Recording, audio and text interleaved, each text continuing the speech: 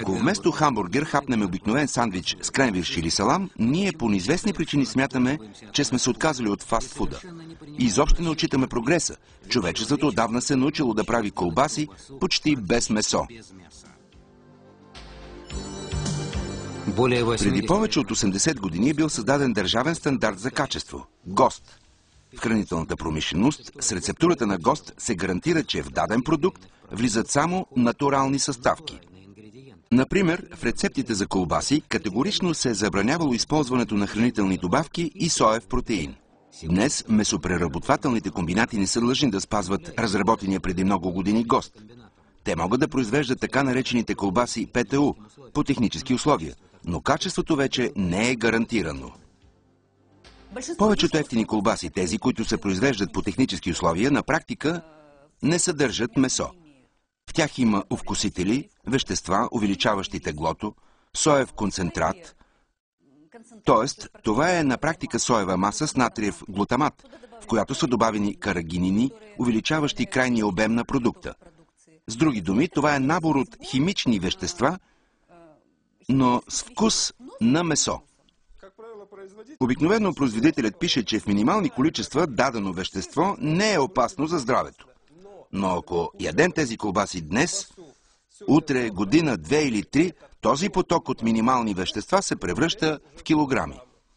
Нали разбирате, че когато човек стане вече на 35-40 години, той започва да страда точно от това, че в тялото му се натрупала шлака от вещества, които са непознати за организма.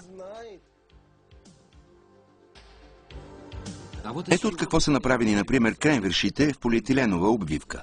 25% соев протеин, 15% птиче месо, 7% просто месо, 5% брашно нишесте, 3% вкусители. И 45% от местния продукт представлява емулсия, смлени и сварени на каша кожа, вътрешности и сухожилия. Разбира се, когато в цялата страна пиеха и замезваха с колбаси и кренвирши, ние просто не можехме без тези продукти. Но когато прочетох какво съдържат, колко калории имат и колко са вредни, аз просто ги избягвам. А може би не съм показател в този смисъл, но за мен тези продукти не съществуват. Много месопреработвателни комбинати обеззаразяват разваленото месо и непродадените колбаси и отново ги преработват. Старите колбаси с изтекъл срок на годност се прераждат по същите тези рафтове във вид на кренвирши и пелмени. Ето един пример за това как търговците на хранителни добавки помагат на производителите на колбаси да увеличат количеството кайма в продукта. Внимание! Ако искате да спестите пари, ние ще намалим загубите ви при производството на полупушен колбас с 10%. Няма нужда от нова рецептура. Само добавяте 400 грама фибре деблю на 100 кг кайма и веднага ще получите резултат. Увеличение на готовия продукт с 8 до 10%. Така твърдят производителите на тази добавка. Тя не се забелязва в месото, не хруска по зъбите и няма характерен вкус. За сметка на това увеличава теглото на продукта и му придава апетитен вид. Основната й съставка е висококачествената негенно модифицирана целулоза и оцветител кармин. В местните продукти, най-вече в колбасните изделия, основната вредна съставка са нитратите, които се добавят за запазване на привлекателния външен вид. Нитратите, попадайки в стомаха, се съединяват с амините, съдържащи се в месото, и в стомаха се получават канцерогенните нитрозамини. Или казано по-просто, получаваме химически съединения, способни да предизвикат развитие на злокачествен тумор. Препоръчвам на всички хора, които пазаруват в супермаркетите, първо да гледат етикетите.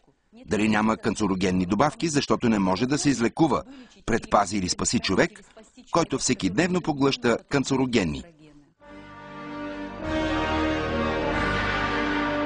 Той няма да умре бързо, но при него започват генетични промени, защото това са малки дози отрова.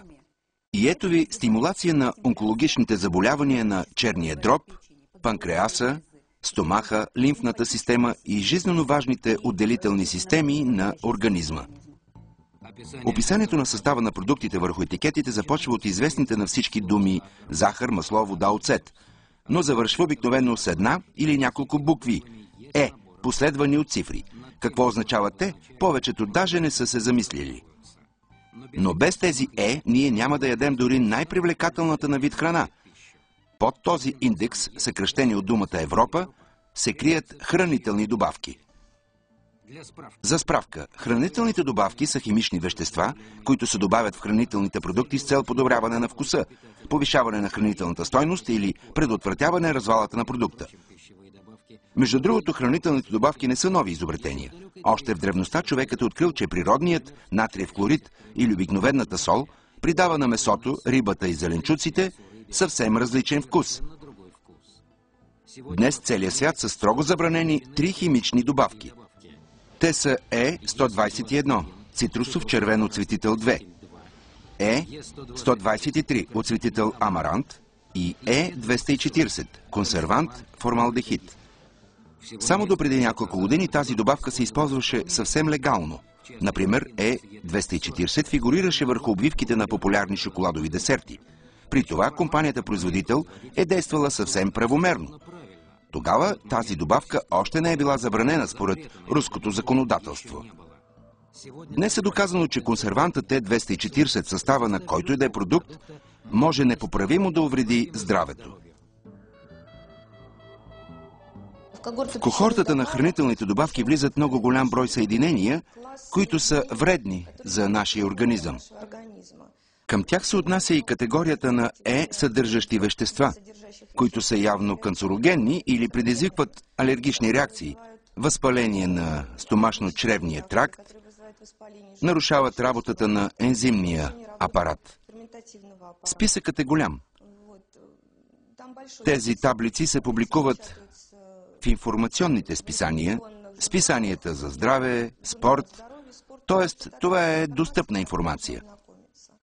Сега ще ви разкрия една страшна тайна. На хладилника ми с магнит е закачен голям лист хартия, който са ми направили мои приятели, с всички тези тези оцветители, полезни или вредни, предизвикващи рак и други ужасни болести.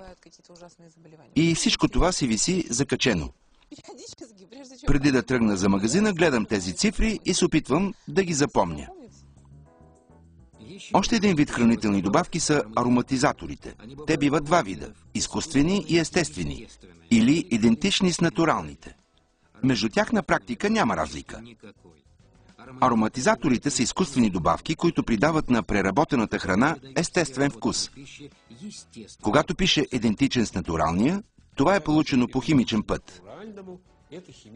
Към такъв продукт трябва да се отнасяме много, много по-внимателно.